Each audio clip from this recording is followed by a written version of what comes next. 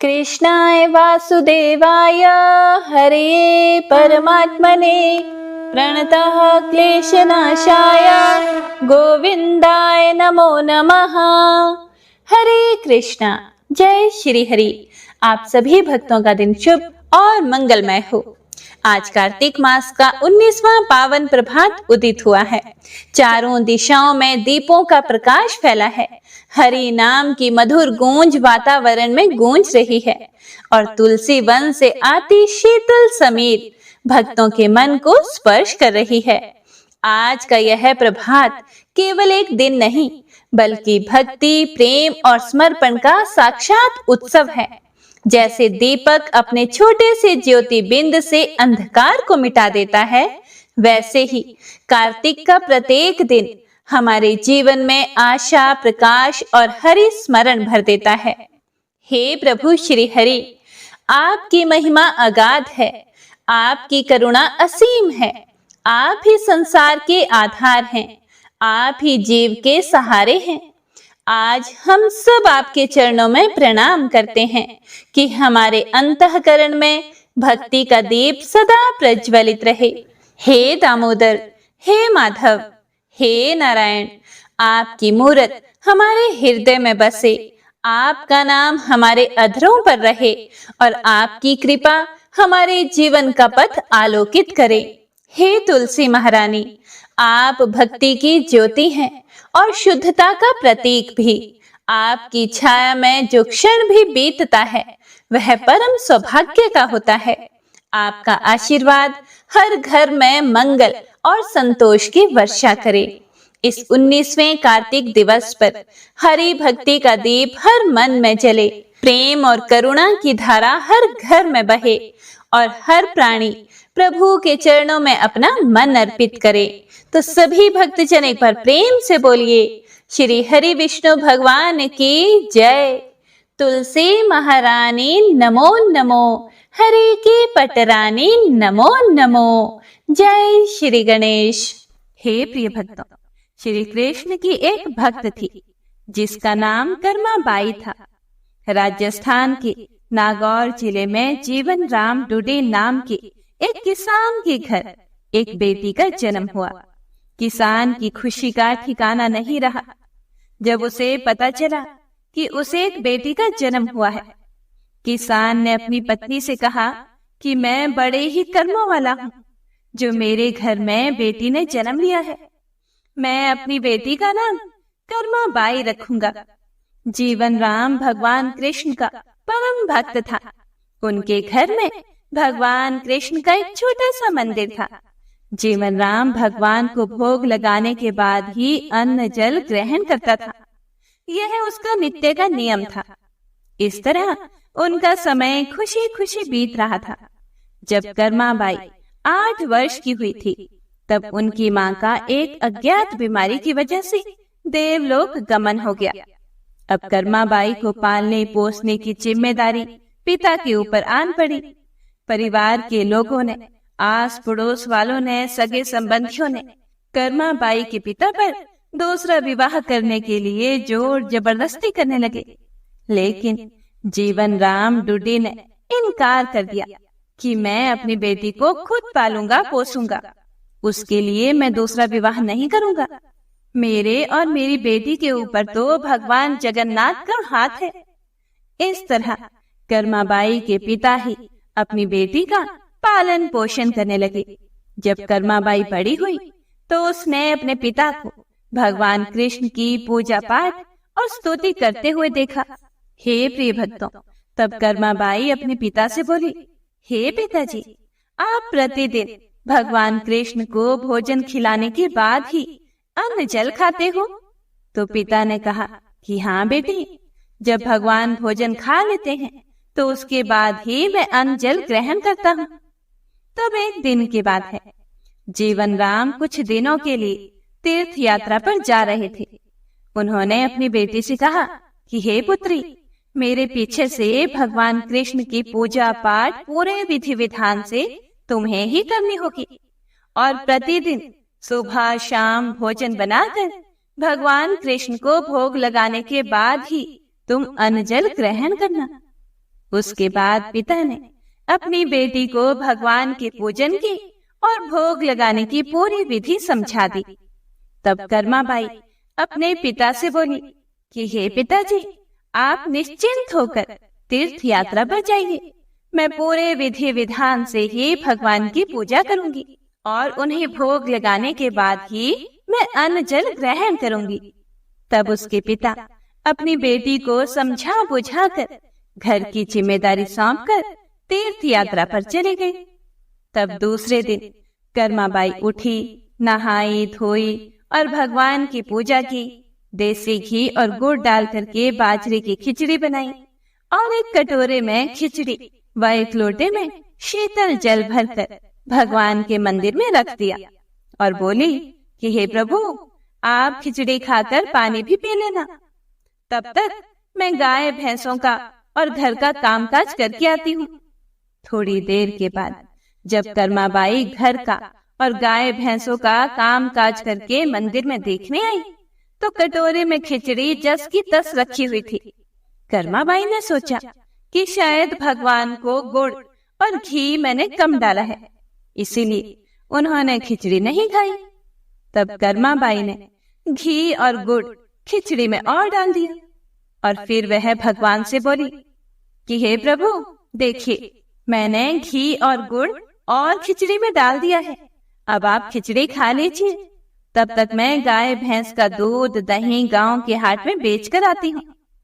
थोड़ी देर बाद कर्माबाई दूध दही बेचकर आ गई और आते ही उसने घर के मंदिर में देखा तो खिचड़ी अभी भी वैसे की वैसे रखी हुई थी।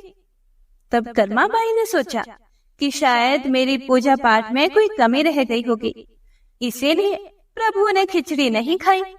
शायद मैंने मंदिर का पर्दा नहीं लगाया, इसीलिए प्रभु ने खिचड़ी नहीं खाई। तो उसने पर्दा लगा दिया और बहुत देर तक आंखें बंद करके प्रभु की स्तुति करने लगी। फिर उसने पर्दा हटाकर देखा तो खिचड़ी अभी भी ज्यों की त्यों रखी हुई थी। उसने हाथ जोड़कर प्रभु से कहा कि हे प्रभु, मेरे पिताजी ने मुझे यह जिम्मेदारी सौंपी है कि प्रभु को भोग लगाने के बाद ही भोजन करो। जब तक आप भोजन नहीं खाएंगे मैं भी नहीं खाऊंगी। फिर मेरे पिताजी तो तीर्थ यात्रा पर गए हैं, कुछ दिनों के बाद ही घर लौटेंगे। तब तक आपको मेरे हाथ का बना ही भोजन खाना पड़ेगा। मुझे तो केवल खिचड़ी ही बनानी आती है, क्योंकि यह जल्दी से बन जाती है। इसीलिए हे प्रभु, आप खिचड़ी खा लीजिए। जब तक आप खिचड़ी नहीं खाएंगे मैं भी अन्न जल ग्रहण नहीं करूंगी। और वह वहीं बैठ गई। सुबह से दोपहर हो गई। वैकुंठ में बैठे भगवान कृष्ण मंद मंद मुस्कुराने लगे और मन ही मन सोचने लगे कि यह कर्माबाई तो बड़ी ही भोली और दयालु है, मेरी वजह से यह भी भूखी और प्यासी बैठी है। तभी आकाशवाणी हुई। भगवान ने कहा कि हे पुत्री, हे कर्माबाई, तूने मेरे भोग के साथ तुलसी का पत्ता नहीं रखा, इसीलिए मैंने भोग स्वीकार नहीं किया। अगर तुम खिचड़ी में तुलसी का पत्ता डाल दोगी तो मैं खिचड़ी खा लूंगा। तभी कर्माबाई बोली कि हे प्रभु, बस इतनी सी बात। अगर यह बात आप मुझे पहले ही बता देते तो मैं खिचड़ी में तुलसी का पत्ता भी डाल देती और आप गरम गरम खिचड़ी खाकर उसका आनंद भी ले लेते और मुझे भी भूखा नहीं रहना पड़ता। तब कर्माबाई ने आंगन के तुलसी के पौधे में से तुलसी का पत्ता तोड़कर लाई और खिचड़ी में डाल दिया और फिर से पर्दा लगा दिया। थोड़ी देर बाद कर्माबाई ने पर्दा हटा करके देखा तो खिचड़ी का कटोरा पूरा खाली था, पानी का लोटा भी खाली था। उसके बाद कर्माबाई ने खुद भी खिचड़ी खाई। अब प्रतिदिन कर्माबाई खिचड़ी में तुलसी का पत्ता डालने लगी। एक रात्रि को कर्माबाई ने सोचा कि भगवान को सुबह जल्दी भूख लगती होगी, कल से मैं घर का कामकाज और स्नान आदि बाद में क्या करूंगी, पहले उठते ही चूल्हा जला करके भगवान के भोग के लिए खिचड़ी बना दिया करूंगी। हे प्रिय भक्तों, अब कर्माबाई सुबह जल्दी उठकर बिना नहाए धोए ही चूल्हा जला करके भगवान का भोग बनाने लगी खिचड़ी को थाली में डालकर तुलसी पत्ता रखकर 1 लोटा जल भरकर भगवान के मंदिर में रख देती और पर्दा लगा देती, और उसके बाद ही वह अपने घर का अन्य काम काज किया करती थी। थोड़ी देर बाद वह आकर मंदिर का पर्दा हटाकर देखती तो खिचड़ी की थाली पूरी खाली मिलती। अब तो भगवान कृष्ण को कर्माबाई के हाथ की खिचड़ी बहुत पसंद आने लगी। वे कर्माबाई की खिचड़ी खाकर हृष्ट पुष्ट और तंदुरुस्त हो गए। समय बीतने लगा। एक दिन कर्माबाई के पिता तीर्थ यात्रा से लौट आए और आते ही उन्होंने अपनी बेटी से पूछा कि हे पुत्री, तूने पीछे से मेरे भगवान का ध्यान रखा या नहीं? समय पर भोजन तो खिलाया था ना? तो कर्माबाई अपने पिता से बोली कि हे पिताजी, आप जिस दिन तीर्थ यात्रा पर गए थे उस दिन भगवान ने खिचड़ी खाने में बहुत नखरे किए। उस दिन शाम को जाकर उन्होंने खिचड़ी खाई, लेकिन अब तो रोज सुबह मैं बिना नहाए धोए ही भगवान के भोग के लिए खिचड़ी बना देती हूँ। भगवान मेरी बनाई हुई खिचड़ी को पूरा चट कर जाते हैं। जब भगवान खिचड़ी खा लेते हैं उसके बाद ही मैं घर के अन्य काम काज करती हूँ। यह सुनकर कर्माबाई के पिता बोले कि ये बेटी, तू धन्य है। फिर उसके बाद कर्माबाई के पिता ने हाथ जोड़कर भगवान से कहा कि हे प्रभु, आपकी लीला बड़ी ही अपरंपार है। मैं तीर्थ यात्रा में आपको मंदिर मंदिर ढूंढ रहा था, लेकिन आपने तो मेरे घर को ही धाम बना दिया। हे प्रभु, आपकी लीलाओं को कौन समझ पाया है?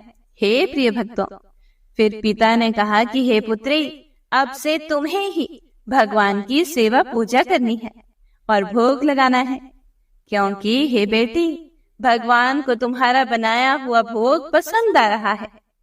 इस तरह कर्माबाई ही अपने भगवान की सेवा करने लगी और भोग बना करके खिलाने लगी। कुछ वर्षों के बाद एक दिन कर्माबाई के पिता का स्वर्ग लोक गमन हो गया। कर्माबाई के अपने पिता के बिना घर में मन नहीं लगा। तब एक दिन वह भगवान कृष्ण की मूर्ति सीने से लगाकर तीर्थ यात्रा पर निकल पड़ी। सभी मंदिरों के दर्शन करते करते एक दिन वह उड़ीसा के भगवान जगन्नाथ धाम में पहुंच गई। वह जगन्नाथ धाम में भगवान कृष्ण, बलभद्र, देवी सुभद्रा जी के दर्शन करने गई। तब वहीं उसने निश्चय किया कि मैं अब अपने जीवन के अंतिम दिनों में यहीं उड़ीसा में रहूंगी। अब कर्माबाई वहीं झोंपड़ी बनाकर रहने लगी और अपने साथ लाए हुए भगवान कृष्ण की मूर्ति को झोंपड़ी में एक पाटे पर बिठा दिया। अब प्रतिदिन सुबह जल्दी उठकर बिना नहाए धोए ही खिचड़ी बना करके भगवान को भोग लगाने लगी और भगवान भी स्वाद ले लेकर बड़े चाव से उसकी खिचड़ी खाने लगे। एक दिन कर्माबाई की झोंपड़ी पर एक 8 साल का बालक आया।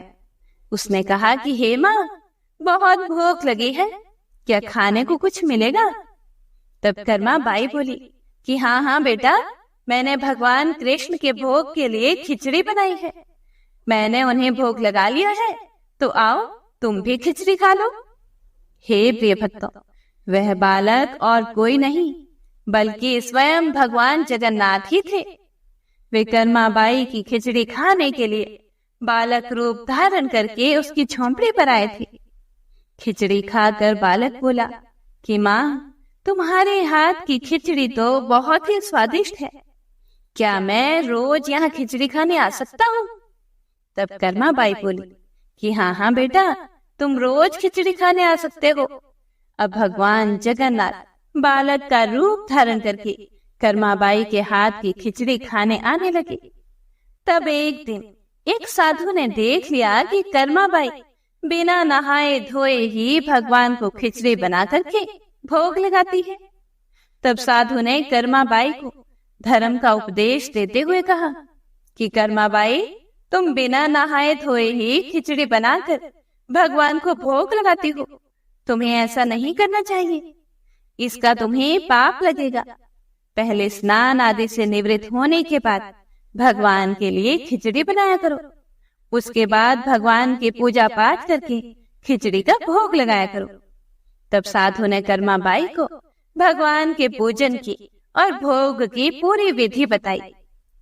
तब कर्मा बाई ने साधु से कहा कि हे साधु महाराज, अब आगे से मैं ऐसा ही करूंगी। दूसरे दिन कर्मा बाई सुबह उठी, घर आंगन की साफ सफाई की, नहाई धोई, चूल्हा जला करके खिचड़ी बनाई। फिर भगवान के पूजा पाठ की, घी का दीपक जलाया, आरती की, अगरबत्ती की। उसके बाद उसने भगवान कृष्ण को भोग लगाया। लेकिन वह 8 साल का बालक तो अपने समय पर ही खिचड़ी खाने आ चुका था। उसे तो बहुत तेज भूख लग रही थी। उसने बार बार कहा कि माँ, बहुत भूख लगी है, जल्दी से खिचड़ी खिला दो। तो कर्मा बाई बोली कि बेटा, मुझे बहुत दुख हो रहा है कि तुझे खिचड़ी देने में मुझे देर हो रही है, लेकिन मैं पहले भगवान की पूजा कर लूं, भगवान कृष्ण को खिचड़ी का भोग लगा दूं, उसके बाद ही मैं तुझे खिचड़ी दूंगी। हे प्रिय भक्तों, कर्मा बाई मन ही मन सोचने लगी कि आज मेरे प्रभु भूख के और उधर यह बालक भी भूख से बिलबिला रहा है। बालक बार बार कर्मा बाई को माँ खिचड़ी दे दो, माँ खिचड़ी दे दो कहकर पुकार रहा था। बालक बार बार खिचड़ी मांग रहा था। कर्मा बाई ने कहा कि हे पुत्र, अभी थोड़ी देर और ठहरो, बस तुम्हें भी अभी खिचड़ी खिला ही दूंगी। उसके बाद कर्मा बाई ने पूजा की, भगवान कृष्ण को खिचड़ी का भोग लगाया। उसके बाद एक कटोरे में खिचड़ी भरकर बालक रूपी जगन्नाथ भगवान को खाने के लिए दिया।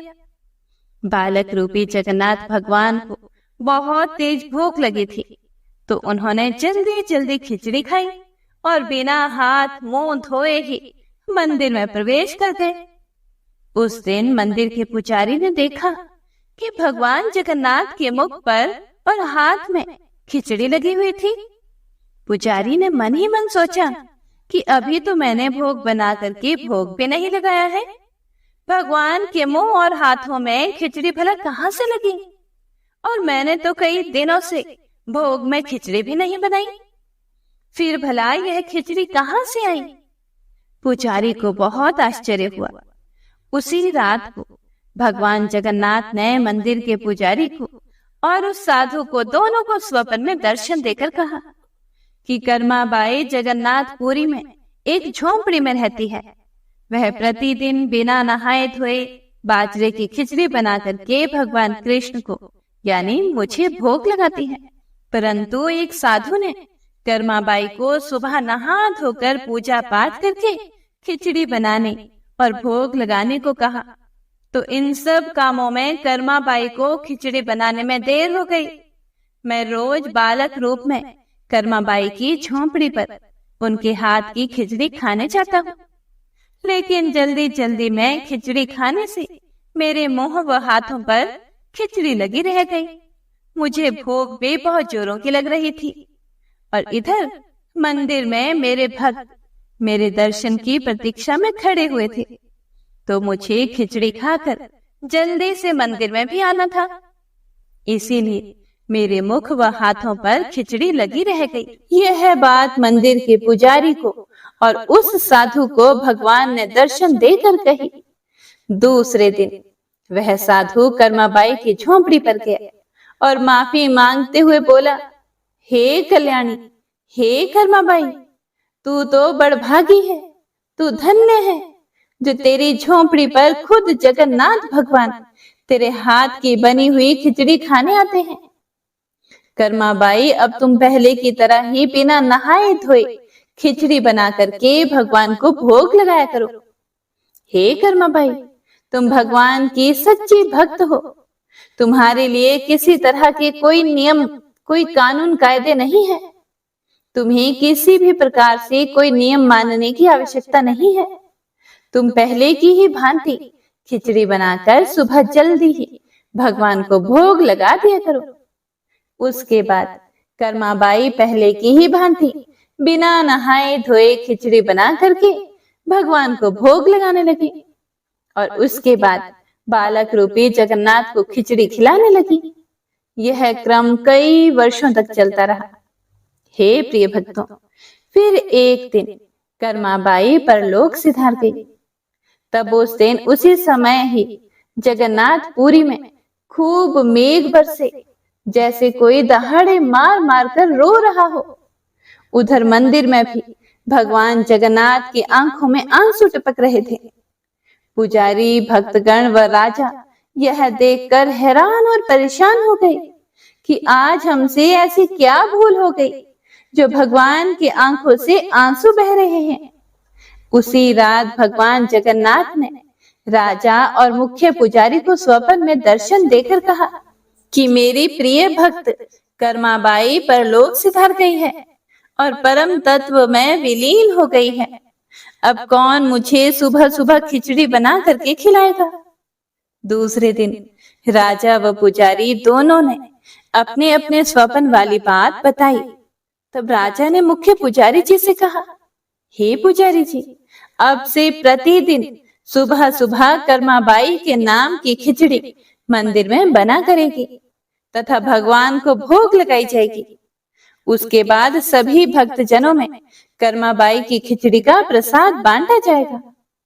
तब से आज भी उड़ीसा के मंदिरों में सुबह सुबह कर्माबाई की खिचड़ी बनती है और भगवान को भोग लगाई जाती है। फिर यही खिचड़ी का प्रसाद भक्त जनों में वितरित किया जाता है। जय हो कर्माबाई की। हे कर्माबाई, आप बड़ी ही बड़भागी हैं।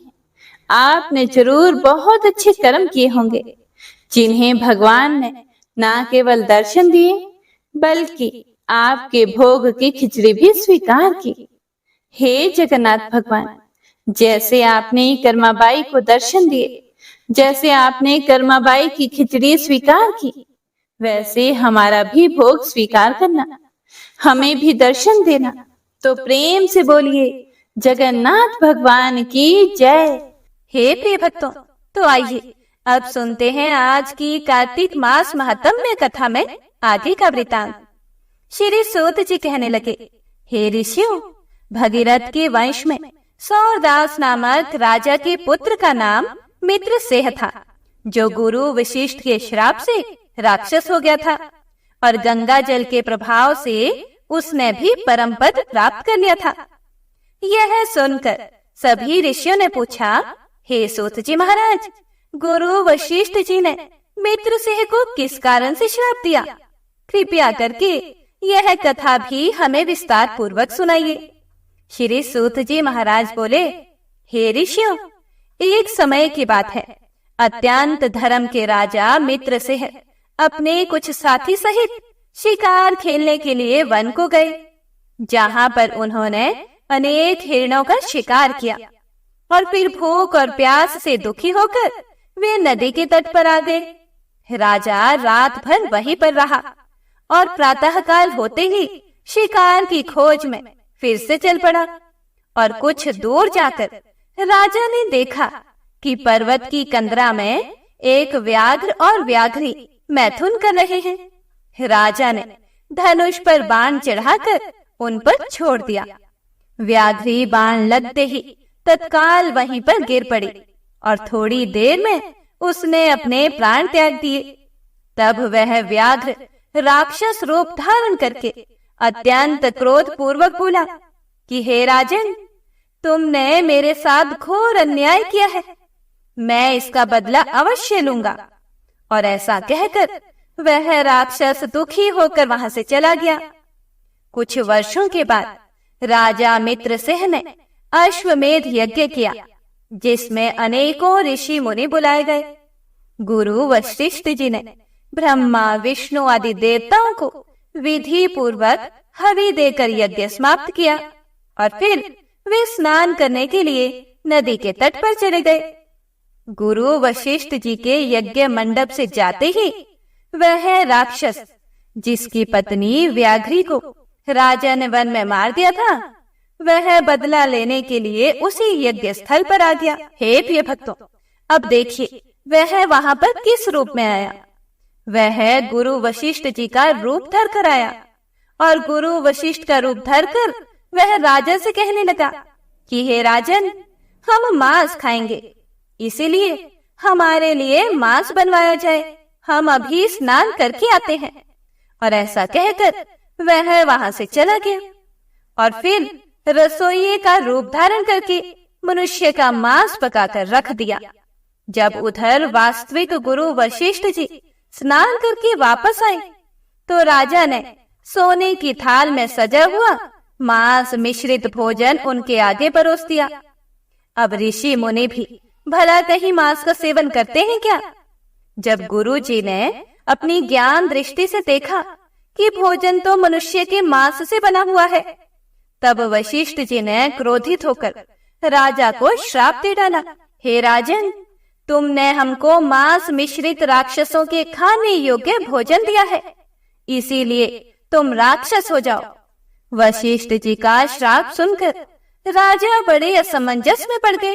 राजा सोचने लगा कि गुरु जी ने खुद ही तो मुझसे कहा था कि मेरे लिए मांस पकाया जाए, अब मांस परोसा तो मुझे श्राप दे रहे हैं।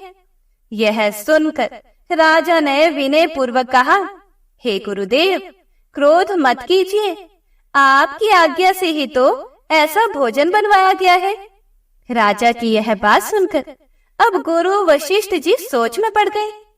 उन्होंने ध्यान लगाया और ध्यान धरकर देखा और फिर राक्षस द्वारा छले जाने का संपूर्ण वृतांत राजा को बता दिया। तब राजा भी निरपराध श्राप दिए जाने के कारण अंजलि में जल लेकर उन्हें श्राप देने को तत्पर हुआ। और ठीक उसी समय उसकी रानी दमयंती आकर कहने लगी कि हे राजन, आप तो क्षत्रिय हैं, इसीलिए क्रोध मत कीजिए, अपने क्रोध को त्याग दीजिए और जो कुछ आपके भाग्य में लिखा था उसे भोगिए। जो भी मनुष्य अपने गुरु पर रोष करता है वह वन में जाकर ब्रह्म राक्षस हो जाता है, इसीलिए आप शांत ही रहिए। हे प्रिय भक्तों, पत्नी के इन वचनों को सुनकर राजा क्रोध त्याग कर सोचने लगा कि अब क्या करना चाहिए। फिर राजा ने अंजलि के जल को जैसे ही अपने पैरों पर डाला वैसे ही उसके पैर काले पड़ गए, क्योंकि वह श्रापित जल था।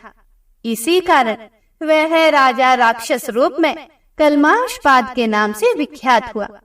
निरपराध राजा गुरु वशिष्ठ जी के चरणों में गिरकर बारंबार क्षमा मांगते हुए अपनी मुक्ति का उपाय पूछने लगा। तब वशिष्ठ जी ने कहा कि हे राजन, यह पाप तुमसे अनजाने में हुआ है, इसीलिए मेरे श्राप का प्रभाव 12 वर्षों तक ही रहेगा। इसके पश्चात तुम अपने वास्तविक स्वरूप में वापस आ जाओगे और अनेक वर्षों तक राज्य का भोग करते हुए गंगा जल के प्रभाव से मुक्ति प्राप्त करोगे और भगवान विष्णु की सेवा करते हुए अंत काल में विष्णु लोक को प्राप्त हो जाओगे। ऐसा कहकर गुरु वशिष्ठ जी अपने आश्रम को चले गए और राजा भी राक्षसी देह धारण करके निर्जन वनों में भूखा प्यासा भटकने लगा। हे प्रिय भक्तों, कई वर्षों तक अनेकों कष्ट सहने के बाद वह राक्षस एक दिन नर्मदा नदी के तट पर आया और वहां भी पशु पक्षी मनुष्य और सर्प आदियों को खाकर घूमने लगा। वहां घूमते हुए उसने एक दिन नर्मदा नदी के तट पर एक मुनि को अपनी पत्नी के साथ रमण करते हुए देखा। भूख से पीड़ित होने पर जैसे व्याघ्र मृग को पकड़ लेता है, ठीक उसी प्रकार उसने मुनि को पकड़ लिया।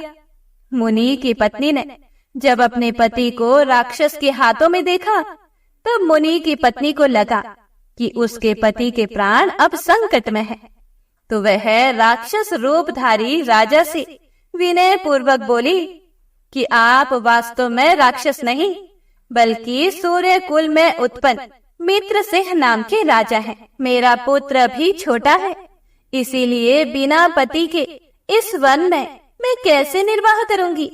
आप मेरे पति को प्राण दे दीजिए। प्राण दान से बढ़कर तो अन्य कोई दान है ही नहीं। हे प्रिय भक्तों, जैसे कि हम सभी जानते हैं कि मुनि लोग बड़े अंतर्यामी होते हैं, दूरदर्शी होते हैं। उनकी पत्नियों में भी वही गुण होता है, इसीलिए उस मुनि की पत्नी ने राजा के पूर्व जन्म का वृतांत ध्यान लगाकर जान लिया था। उस पत्नी की इस प्रार्थना का राक्षस पर कोई भी प्रभाव नहीं पड़ा और जैसे कोई व्याघ्र हिरण के छोटे बच्चे को पकड़कर खा जाता है, ठीक वैसे ही वह राक्षस भी उस मुनि को खा गया।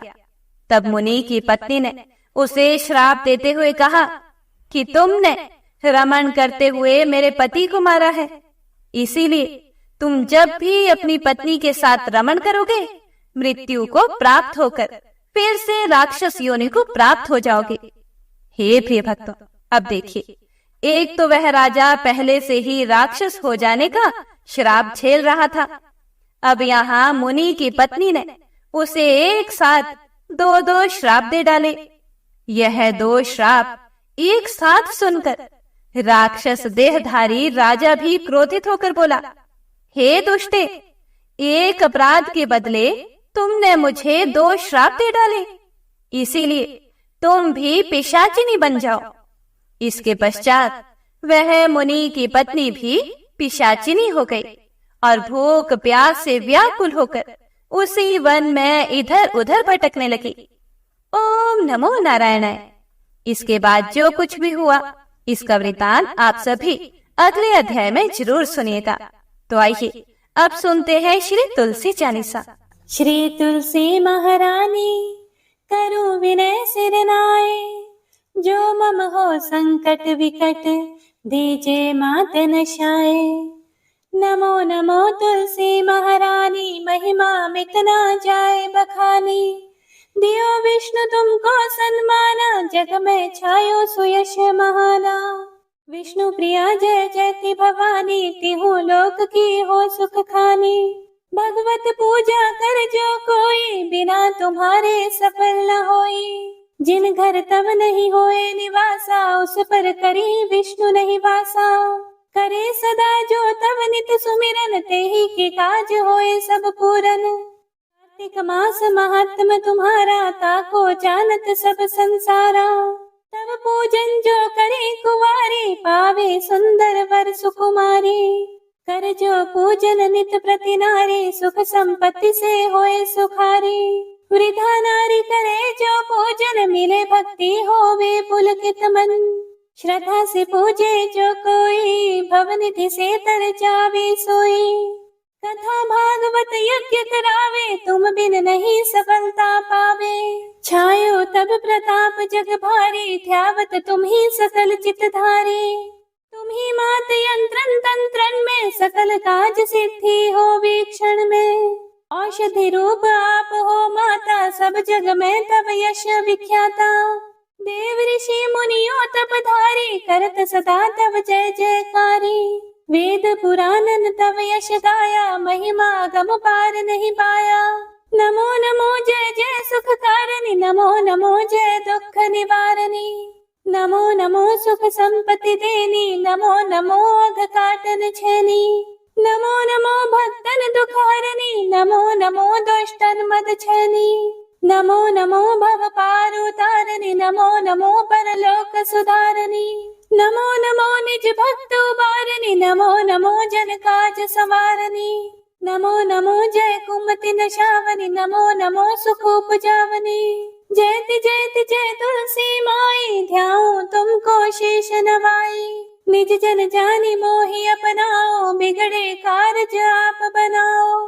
करो विनय मैं मात तुम्हारी, पूर्ण आशा करहूँ हमारी। शरण चरण कर जोरी मनाऊं, निश दिन तेरे ही गुण गाऊं। कहूँ मात यह अब मोह पर दाया, निर्मल होए सकल मम काया। मंगो मात यह वर दीजे, सकल मनोरथ पूर्ण कीजे। जनो नहीं कुछ नेम आचारा, क्षमहु मात अपराध हमारा। 12 मास करे जो पूजा, तासम जग में और न दूजा। प्रथम ही गंगा जल मंगवावे, फिर सुंदर स्नान करावे। चंदन अक्षत पुष्प चढ़ावे, धूप दीप नैवेद्य लगावे।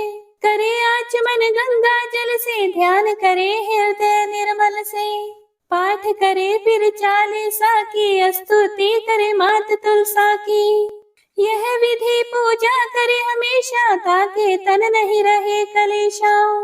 करे मास कार्तिक का साधन, सोवे नित्य पवित्र सिद्ध हुए जाहि।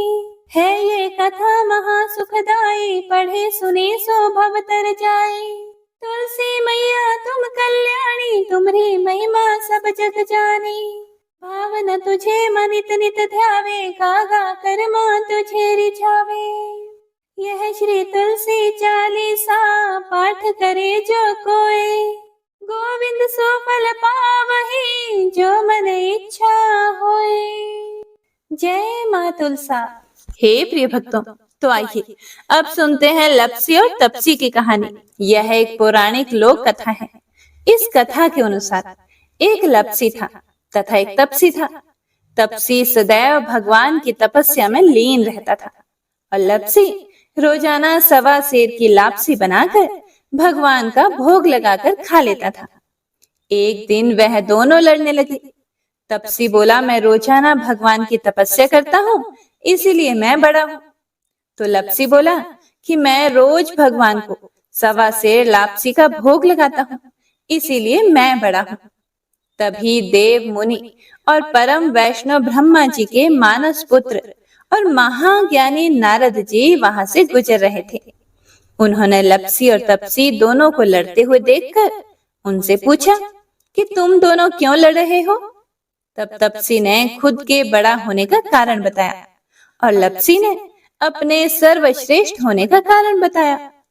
उन दोनों की पूरी बात सुनकर महाचतुर भक्त शिरोमणि नारद जी बोले कि तुम दोनों का फैसला मैं कर दूंगा।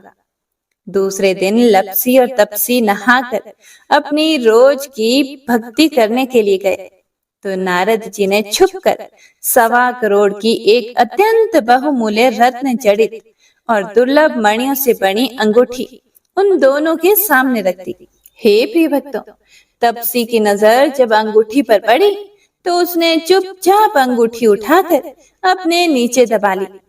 लप्सी की नजर अंगूठी पर पड़ी, लेकिन उसने ध्यान ही नहीं दिया और भगवान को भोग लगाकर लापसी खाने लगा। इसके बाद नारद जी उन दोनों के सामने आए तो दोनों ने हे नारद जी से पूछा, हे मुनि श्रेष्ठ, अब आप अपना निर्णय बताइए कि हम में से कौन बड़ा है, किसकी भक्ति श्रेष्ठ है। तो नारद जी ने तप्सी से खड़ा होने को कहा। जब वह खड़ा हुआ तो उसके नीचे दबी अंगूठी उन्हें दिखाई पड़ी। नारद जी ने तप्सी से कहा कि तपस्या करने के बाद भी तुम्हारी चोरी करने की आदत नहीं गई, इसीलिए लप्सी बड़ा है और तुम्हें तुम्हारी तपस्या का कोई भी फल नहीं मिलेगा। हे प्रिय भक्तों, तब तप्सी बड़ा शर्मिंदा होकर नारद जी से माफी मांगने लगा। उसने नारद जी से पूछा कि मुझे मेरी तपस्या का फल कैसे मिलेगा। तब नारद जी ने उससे कहा कि यदि कोई गाय और कुत्ते की रोटी को नहीं बनाएगा, यदि कोई ब्राह्मण को भोजन करवाकर दक्षिणा नहीं देगा, तो उनके दान धर्म का फल, उन लोगों की पूजा का फल तुझे मिलेगा। यदि कोई सुहागिनी साड़ी के साथ ऊपरी अंगोछा का दान नहीं देगा, तो वह फल तुझे मिलेगा। यदि कोई दिए से दिया जलाए, तो वह फल भी तुझे मिलेगा। यदि कोई सारी कहानी सुने लेकिन तुम्हारी कहानी नहीं सुने, तो उसकी पूजा का फल भी तुझे मिलेगा। हे प्रिय भक्तों, उसी दिन से हर व्रत कथा कहानी के साथ लप्सी तप्सी की यह कहानी भी अवश्य सुनी और कही जाती है। तो आइए अब सुनते हैं तुलसी माता की आरती। तुलसी महारानी नमो नमो, हर की पटरानी नमो नमो। तुलसी महारानी नमो नमो, हर की पटरानी नमो नमो। धन तुलसी पूरण तप कीनो, शालिग्राम बनी पटरानी नमो नमो। तुलसी महारानी नमो नमो। जाके पत्र मंजरी कोमल, श्रीपति कमल चरण लपटानी नमो नमो। तुलसी महारानी नमो नमो, हर की पटरानी नमो नमो। कौन से महीने में बोई रानी तुलसा, कौन से महीने हुई हरियाली। नमो नमो तुलसी महारानी, नमो नमो हर की पटरानी, नमो नमो। कौन से महीने में हुई तेरी पूजा, कौन से महीने हुई पटरानी। नमो नमो तुलसी महारानी, नमो नमो हर की पटरानी, नमो नमो।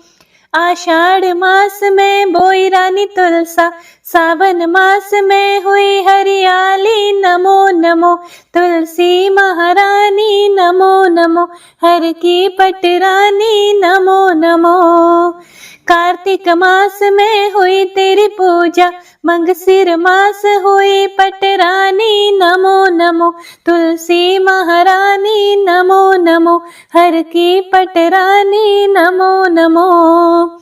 धूप दीप नैवेद्य आरती, पुष्पन की वर्षा बरसानी। नमो नमो तुलसी महारानी, नमो नमो हर की पटरानी, नमो नमो।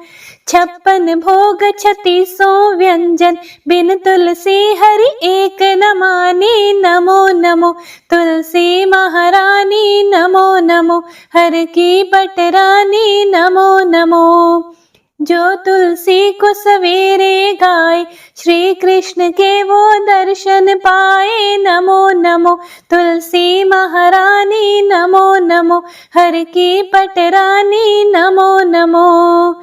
जो तुलसी को दोपहर को गाए, खीर खांड का भोग लगाए। नमो नमो तुलसी महारानी, नमो नमो हर की पटरानी, नमो नमो। जो तुलसी को शाम को गाए, श्री कृष्ण की आरती उतारे। नमो नमो तुलसी महारानी, नमो नमो हर की पटरानी, नमो नमो। जो तुलसी को रात को गाए, श्री कृष्ण के चरण दबाए। नमो नमो तुलसी महारानी, नमो नमो हर की पटरानी, नमो नमो।